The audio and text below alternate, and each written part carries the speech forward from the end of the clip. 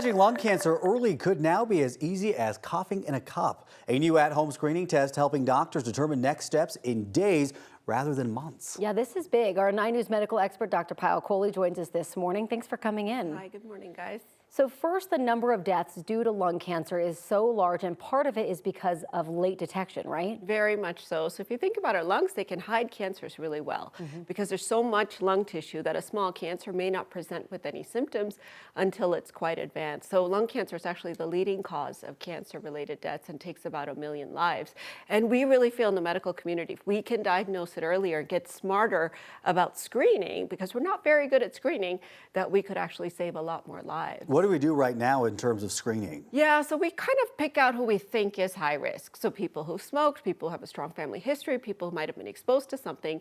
And it used to be chest x-rays, but now we actually do what's called low dose CT scans. So very low dose radiation, but we check them annually looking for tumors basically in the lungs. And then if something comes out positive, they might have a test called a bronchoscopy, where they put a camera inside your lungs and kind of look around, scrape some of the airways. Or they might have a test called a biopsy, which is obviously very invasive, where they actually put a needle into the lungs and take a piece of tissue. What's scary about this is that there's a lot of people who are diagnosed with lung cancer who have never smoked before, don't have anyone in their family who's ever smoked, and they can be diagnosed as well. Very, very true. And in fact, if you have a CT scan for something else or a heart CT scan, a lot of times I'll pick up a random nodule. So you'll see a little ditzel on the lungs and you don't know, is it just a healed infection? Because sometimes we get some kind of infections and viruses and they can leave a little bit of scar tissue in the lungs, or is it the beginnings of a cancer, and then we have to have essentially another scan.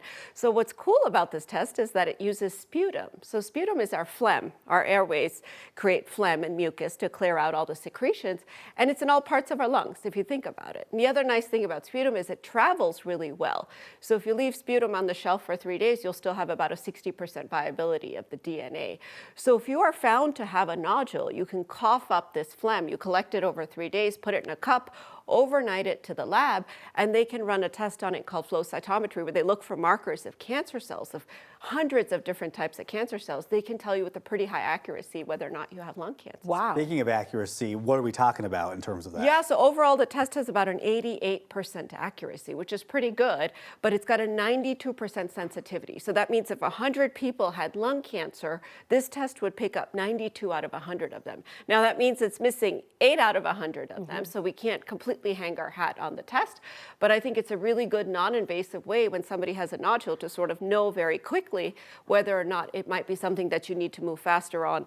Of course, you would have to follow this up with a biopsy to confirm that it really is cancer. I think a big part of this is that it's non-invasive, right? It's easy Right. just to cough in a cup, which is a lot different. The other part of this is money. This could save the patients a lot of money too. It could save the patients and the healthcare system, because a lot of times we end up chasing people that we don't need to chase with other tests, with other bronchoscopies, with the biopsies, and similarly the ones that we would need to chase more aggressively and earlier, we sometimes wait because by the time they get in for the biopsy. So they did an analysis in an economic journal that says it could save several $1,000s. Wow. If we start using this in the high-risk patients. Now, I want to be clear, I don't think every single person is going to be coughing into a cup and taking out their sputum and sending it if they're low risk, because that would lead to too many false positives. But instead of just using CT scans, could we also start looking at sputum, especially in those that are high risk, or perhaps in those that are high risk with a nodule? That would be where we go. And some of the analyses that they've done actually have said that if we start looking in high risk patients, we could save 20% more lives. Wow. We could have a mortality reduction. That is a of big 20%. difference. Yeah. Well, that is awesome. Yeah. We appreciate you letting us know all about this. Thank you very much, Dr. Kohli. By the way, you can find all of Dr. Kohli's appearances at 9news.com/Dr. Kohli.